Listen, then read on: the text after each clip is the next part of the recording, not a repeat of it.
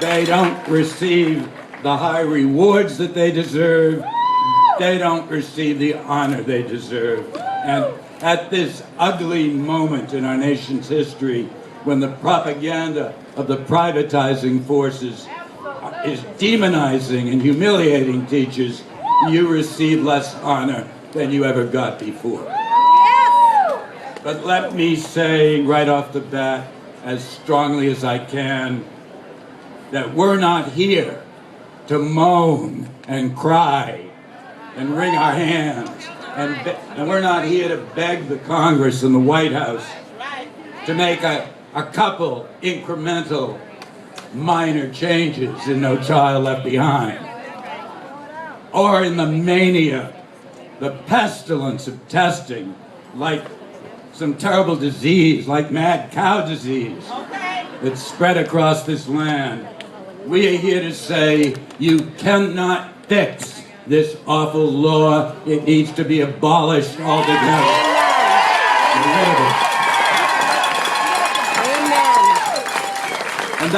And that's not the only policy of government that's causing havoc in our schools.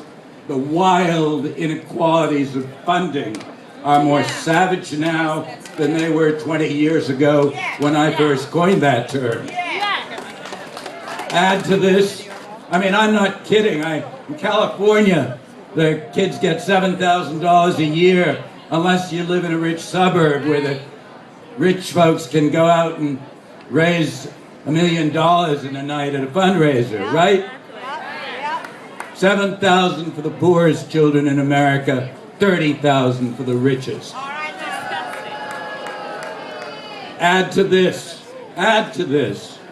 the rapidly increasing racial segregation of our nation's schools.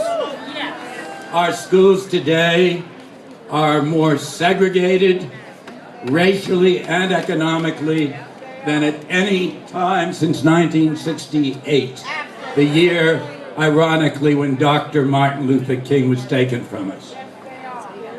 Now, I'm old enough, my friends, so I remember vividly the words of Dr. King.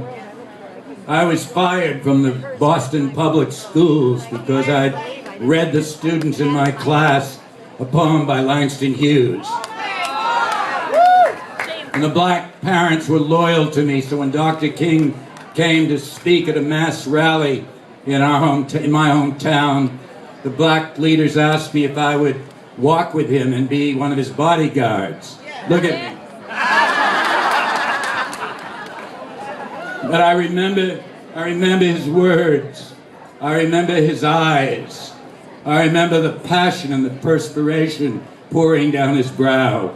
And I remember every single syllable of his prophetic dream. Dr. King, my friends, did not say, I have a dream that someday, North and South and East and West, we will have more efficient, test-driven and anxiety-ridden separate and unequal schools. Dr. King's words were pure and clear. I have a dream that someday little black children, and if he were alive today, I'm sure he would add little brown children, and little white children will sit together at the table of brotherhood.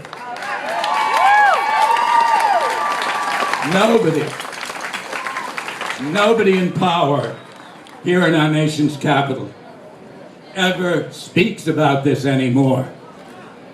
They all say, I too have a dream, but they never tell us what crazy dream they have. Secretary Duncan, Arnie Duncan, Arnie Duncan has turned his back entirely on the precious legacy of Brown versus Board of Education. Instead, he's very, very busy trying to do Plessy versus Ferguson. Mr. Duncan, listen to me. Mr. Duncan, separate and unequal has never been successful. It didn't work in the century just past. It will not work in the century ahead. And anyone who tells us otherwise is lying to himself and to the people of America.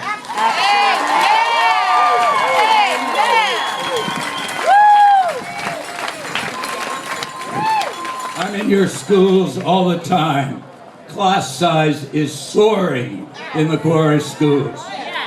I walk into classes with 35, 40, 42 children packed into a single room. I walked into a monstrous high school in Los Angeles. 5,000 children, 5,000 students, 12 white kids in the entire school. The school was so crowded that there were classrooms for only half those students.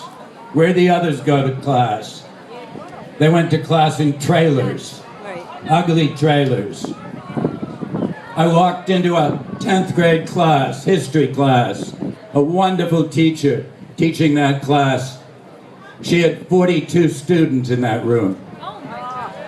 There were chairs for only 30. The other kids stood against the wall, right in front of the students. I looked at her and said, "How in hell do you teach 42 students?" Don't ever ask that question. She said, "Here, find out." And she handed me the class and left the room. Let me tell you something. I still have to listen to people in high places in our government, right here in Washington, who insist to me that class size does not matter. You know what I do? I always ask them where their own kids go to school. Typically in Washington, they don't even go to public schools. They go to very costly private schools where class size seldom rises higher than 15. In the worst of cases, it might creep up to 20. Let me tell you something. I don't know what you feel, but here's what I believe. By the way, the senators and the president send their kids to those kinds of schools. Did you know that? Yeah. 15 children in a class. Listen to me. If very small class size and the individual attention this allows a teacher to devote to every child, if this is good for the children of a senator or president, a corporate executive or big-time CEO, then it's good for the poorest child of the poorest mother in America.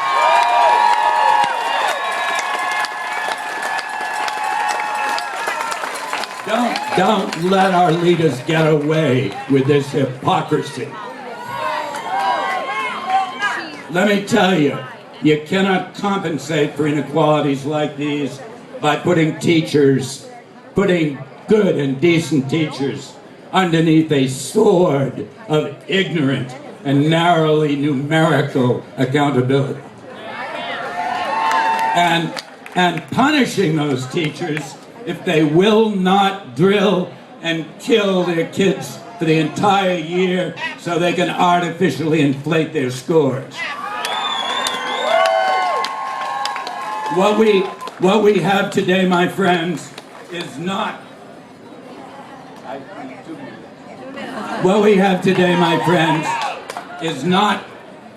intelligent accountability, but primitive and crude accountability, devised by people who know nothing about children, who disregard every single aspect of a child's learning that cannot be reducible to a number. Originality, forget it. Creativity, forget it. Critical thinking, asking questions. There's no time for children to ask questions. If they learned to ask demanding questions, they might start to question why the people we elect to office will not keep their promises.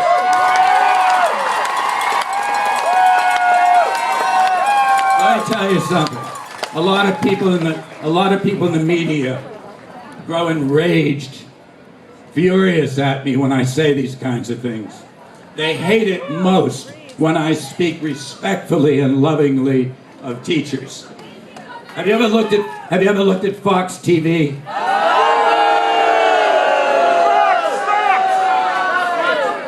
They're sociopaths. And I have to debate a lot of people like them. And some of them are rather vicious people, and they use their words like sharpened knives. They cut right to the blood and the bone, and I'll tell you, it hurts. And I was not brought up for battles of this kind. But I'll tell you something, my friends, I'm too old to bite my tongue. And I don't really care what happens to me now. And no matter how they try to mute my words, and no matter what the price I may be forced to pay, I intend to keep on fighting in this struggle to my dying day. Thank you.